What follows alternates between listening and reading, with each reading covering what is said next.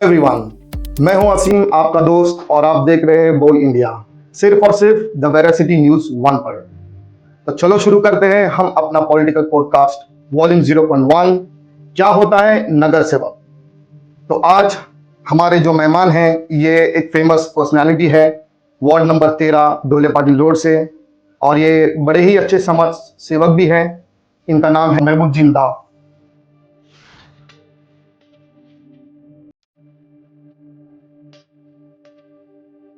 Sir, कशा आहात आपण?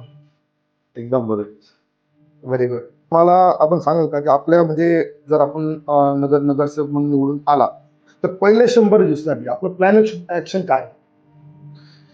आता कसं आहे, महानगरपालिकेत आता 100 दिवसाचा वगैरे काही कार्यक्रम नसतो. बरं. आमचे तर रोजचेच काम असतात. अच्छा. जे आमदार खासदार असतात त्यांच्यासाठी ते दिवसांचा टार्गेट असतो. बरोबर. पण आमचं कसं आहे, सकाळी उठले की आम्हाला कचऱ्याचं व्यवस्थापन बरोबर झालंय का, पाणी व्यवस्थित येतोय का, लाईटी सगळ्या ठिकाणी चालू आहे का, नागरिकांचे फोन आम्हाला सकाळपासून यायला सुरुवात होते. मग आमच्या कार्यालयामध्ये लोकांच्या समस्यांची गर्दी सुरू होते.